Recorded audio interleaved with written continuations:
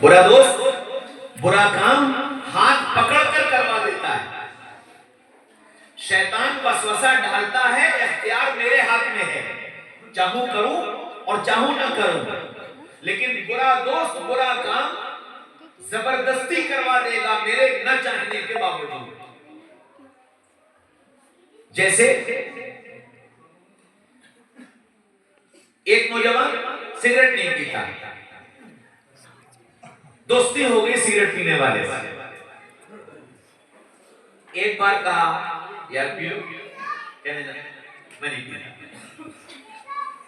फिर दोबारा पी के तो देखो, उसने फिर मना कर दिया, कहने मैं नहीं पीता। अरे एक कस लेने में क्या हाल है, लेके तो देखो। वो फिर नहीं माना तो उसने उसका हाथ पकड़ा और जबरदस्ती उसके मुंह में लगा दिया। शैतान ये काम नहीं करता, शैतान ये काम नहीं करता। इसलिए माँ बाप से ये कहा कि ये देखो कि बच्चों की दोस्ती किससे, एक बात। और दूसरी बात ये कि ये रिश्ता चूंकि अल्लाह ताला ने बनाने का जज्बा हर इंसान के अंदर रखा है, तो ये तो बात तय है कि वो दोस्त बनाएगा। तो तजर्बेकार लोगों ने ये बताया कि तुम अपनी औलाद के दोस्त बन जाओ, तुम अपनी औलाद के दोस्त बन जाओ। क्योंकि अगर तुम दोस्त बन जाओगे तो ये बाहर दोस्त तलाश नहीं करेगा, और अगर तुम दोस्त ना बने तो ये बाहर दोस्त तलाश करेगा। इसलिए माँ बाप से ये कहा कि तुम इनके दोस्त बन जाओ। क्यों? कि इनसे इनकी जरूरत, इनकी हाजत, इनकी परेशानी, इनके मसाइल, इसको सुनो और सुनकर उसका हल पेश करो। कितना बुरा सा बुरा मसला हो, कितनी बुरी से बुरी आदत हो, औलाद से ये कहो बेटा तुम हमें बताओ, हम तुम्हारे मसले का हल निकालेंगे। तुम्हें परेशान होने की जरूरत नहीं है, जो भी तुम्हारा मसला है हम हैं ना तुम्हारे पास, हमें बताओ, हम हल निकालेंगे। अच्छा, बुरी से बुरी आदत आकर के वो आपको बताए तो क्या करो? डंडा उठाने की जरूरत नहीं है, वो करो जो रसूलुल्लाह सल्लल्लाहु अलैहि वसल्लम ने किया।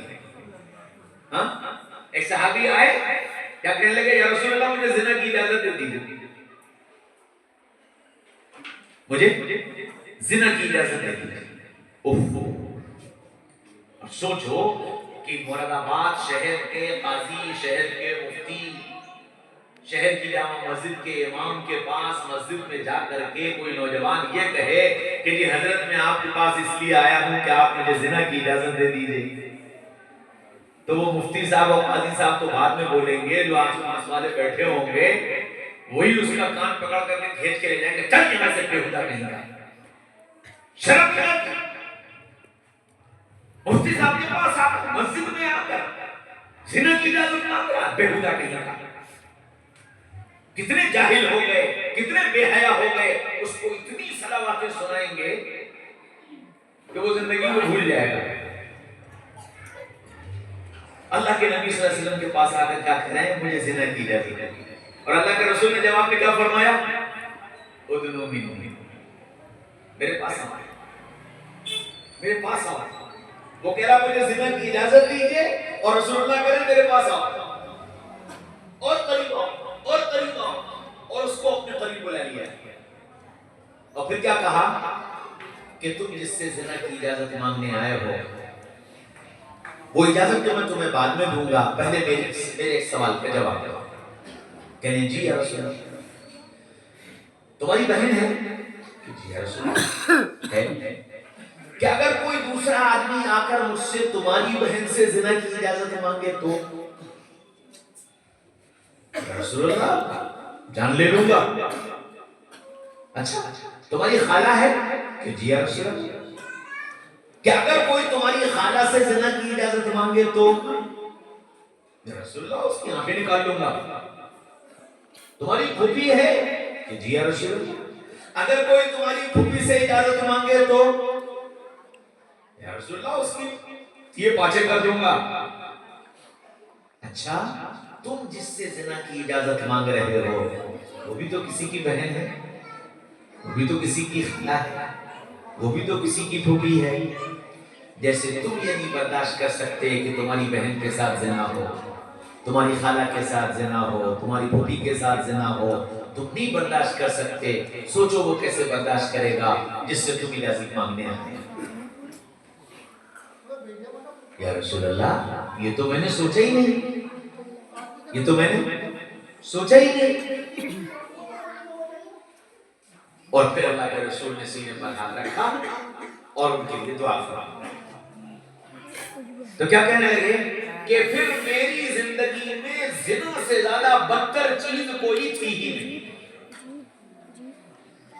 पैगाम दे दिया कि औलाद अगर बुरी आदत में पड़ जाए तो उसको धक्के देकर घर से बाहर न निकाल दो, उसके साथ तरबियत और उसके साथ अच्छा सुलूक और उसके उस मसले का हल पेश करो, उसके उस मसले का हल पेश करो। बच्चों की तालीम और तरबियत में ये जरूरी नहीं है कि हर बच्चा आलिम बन जाए, हर बच्चा डॉक्टर बन जाए, हर बच्चा इंजीनियर बन जाए, हर बच्चा हमारी सोच के मुताबिक तालीम के सारे दर्जात हासिल कर ले, ये जरूरी नहीं है। क्योंकि अल्लाह ताला ने हर एक का मिजाज अलग बनाया।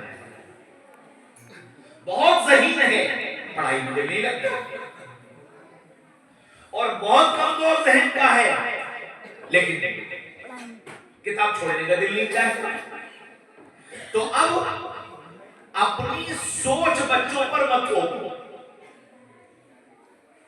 हमारी सबसे बड़ी परेशानी यह है कि हम अपने बच्चों को अपनी सोच से पढ़ाना चाहते हैं, जो मैंने तय कर लिया, और उसकी वजह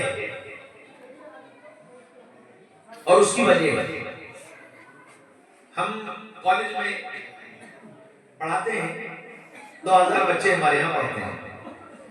हमारे यहाँ बच्चे एडमिशन लेने के लिए आते हैं, सर साइंस दे दीजिए। अब वो फर्स्ट ईयर में एडमिशन लेने आया है और आकर उसने कहा सर साइंस दे दीजिए। हमने कहा भाई साइंस में लड़के ज्यादा होगा, गुंजाइश नहीं है, और अगर होगा भी तो टेस्ट होगा, अगर टेस्ट तुम कंप्लीट कर लोगे तो तुमको मौका मिल जाएगा, वरना कहीं और नहीं। अच्छा तो कॉमर्स दे दीजिए, अच्छा तो कॉमर्स दे दीजिए, है ना भाई, कॉमर्स में भी कंपटीशन है, साइंस से कम है लेकिन कॉमर्स में भी कंपटीशन है। अच्छा तो फिर आर्ट दे दीजिए। यानी इंटर में पहुंच गया और उसे ये नहीं मालूम है कि मुझे साइंस पढ़नी है, मुझे आर्ट पढ़नी है, मुझे कॉमर्स पढ़ना है, उसे यही नहीं पता। या फिर बाप साथ आता है और बाप ये कहता है कि बच्चा साइंस पढ़ेगा। अब उस बाप ने ये नहीं सोचा कि मैं इसे साइंस पढ़ा रहा हूं, साइंस आगे मैं पढ़ा पाऊंगा कि नहीं पढ़ा पाऊंगा। साइंस पढ़ाने का मतलब क्या है? साइंस में आपके सामने दो ऑप्शन, आप बायोलॉजी में जाओगे या आप मैथ्स में जाओगे। बायोलॉजी में जाओगे वो आपने तय किया कि बच्चे को डॉक्टरी लाइन में लेकर जाना है, मैथ्स में जाओगे वो आपने तय किया कि बच्चे को इंजीनियरिंग लाइन में लेकर जाना है। अच्छा बायोलॉजी आपने तय कर ली, नहीं बायोलॉजी पढ़ेगा। अच्छा अब बायोलॉजी पढ़ेगा, आपको मुल्क की सूरत हाल मालूम, तालीम का इंफ्रास्ट्रक्चर क्या है ये मालूम है, बच्चा इंटर करने के बाद आगे कहां जाएगा, कैसे जाएगा, मेरे पास उसकी कैपेबिलिटी है नहीं है, मेरे पास इतना पैसा है नहीं